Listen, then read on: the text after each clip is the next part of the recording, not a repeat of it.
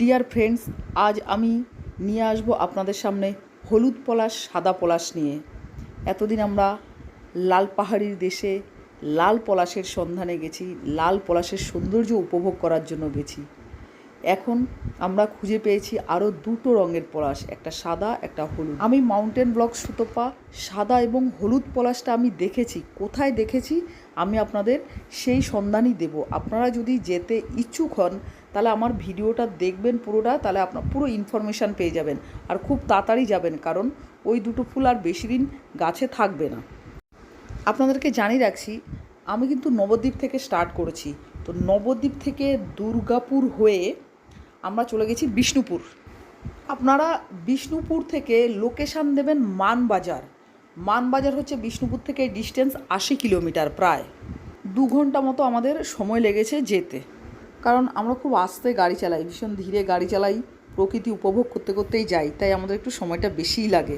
এরপর আপনারা জিপিএসে দিতে পারেন মানবাজার থেকে কেন্দা জামতল মোড়। জামতল একটা মোড় আসবে, মোড় থেকে আমরা যেদিক থেকে গেছি আমরা বলরামপুর হয়ে গেছি, তাই আমাদের জামতল মোড় থেকে বাঁ দিকে নিতে হবে। বাঁ দিকে 1 কিলোমিটার যাওয়ার পরই আপনারা পেয়ে যাবেন একটা ছোট বাড়িঘর রয়েছে। সেই বাড়িঘরের মধ্যে দিয়ে ভেতর দিয়েই চলে যেতে হবে। ওখানে আমাদের লোকাল একটা বাচ্চা নিয়ে গেছে আমাদের, যেখানে সাদা পলাশ একটাই মাত্র কিন্তু সাদা পলাশের গাছ রয়েছে। মানবাজার থেকে কেন্দা জামতল মোড় হচ্ছে গিয়ে 20-22 কিলোমিটার, ওই আধা ঘন্টা 35 মতো এরকম টাইম লাগবে পৌঁছাতে। আমরা একটু আগেই গেছিলাম, তো এখানকার লোকাল একটা বাচ্চা মেয়ে আমাদেরকে নিয়ে চলেছে। তো মেন রোড থেকে মিনিট 5-7 হাঁটতে হবে ওরকম। তো আমরা যাচ্ছি, দেখতে পাচ্ছেন যে ছোট্ট একটা ট্রেকও হয়ে যাচ্ছে, ভালোই লাগছে। গাড়িতে বসে বসে দেখতে দেখতে আসছি, প্রকৃতি দেখতে দেখতে আসছি।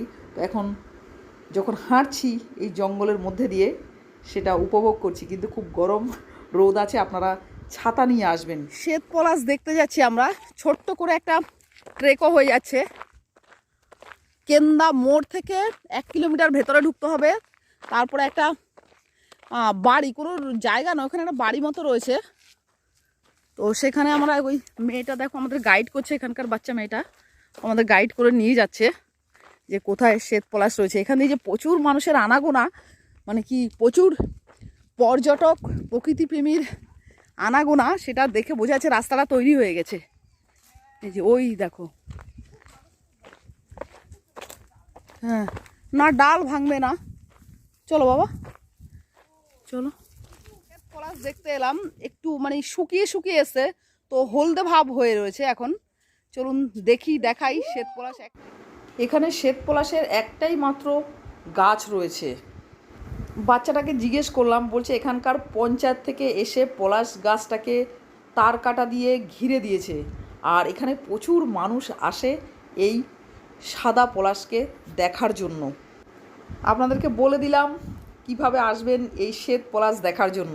মেয়েটি বলছে এখানকার যে যখন পলাশ ফুলটা ফুটেছে তখন ধবধবে সাদা ছিল, কিন্তু এখন ফুলটার কালার অনেকটা অফ হোয়াইট হয়ে গেছে, কারণ রোদে জ্বলে গেছে। বলছে আর বেশি দিন থাকবে না, হয়তো দিন সাতেক এই ফুলটা থাকবে, তারপরে ঝরে যাবে। তো আপনারা যারা শ্বেত পলাশ সাদা পলাশ দেখতে চান চলে আসুন, বেশি দিন আর এই পলাশ গাছে থাকবে না, কারণ অনেকটাই শুকিয়ে গেছে, কালার চেঞ্জ হয়ে গেছে। পঞ্চায়েত থেকে ঘিরে দিয়েছে তার কাটা দিয়ে, খুব ভালোই করেছে। দেখা হয়ে গেল শ্বেত পলাশ, এবার আপনাদেরকে আমি দেখাবো হলুদ পলাশ, এবং হলুদ পলাশ দেখতে গেলে কিভাবে যাবেন সেটাও বলে দিচ্ছি। হলুদ পলাশটাও আপনারা ঠিক এই জায়গাতেই পেয়ে যাবেন, তবে সাদা পলাশ দেখতে যাওয়ার আগে অন্তত 300-400 মিটার আগে আপনারা ডান দিকে যখন জঙ্গলের ভেতরে ঢুকছেন, কেন্দা জামতল মোড় থেকে কিছু দূর আগে 500-700 মিটার আগে ডান দিকে পড়বে এই হলুদ পলাশের গাছ। এখানে দুটো মাত্র গাছ আছে, একটা ছোট গাছ, ছোট গাছটার উপরে প্রচুর অত্যাচার হয়েছে বোঝা যাচ্ছে দেখে, কারণ ঘেরা দেওয়া নেই। যারা পলাশ প্রেমী প্রকৃতিপ্রেমী তারা অবশ্যই আসতে পারেন এই দুটো ফুল দেখার জন্য, তবে অবশ্যই ছাতা নিয়ে আসবেন, পর্যাপ্ত জল সঙ্গে রাখবেন। নেক্সট যে ভিডিও নিয়ে আমি আসবো সেটা হচ্ছে পুরুলিয়ায় ছৌ মুখোশের ভিলেজ চড়িদা। এখানে ছৌ মুখোশ তৈরি হয়, কিভাবে তৈরি হয়, কেমনভাবে তৈরি হয় আপনাদেরকে আমি দেখাবো। প্রচুর শিল্পীরা এই ছৌ মুখোশ তৈরি করে, সুন্দর দেখতে, মনে যেন গ্রামটা পুরো সাজিয়ে রেখেছে, এত সুন্দর লাগছে। যাই হোক, আমার ভিডিওটি যদি ভালো লাগে তাহলে সাবস্ক্রাইব করতে পারেন আমার channel mountain blogs Sutapa, MV Sutapa.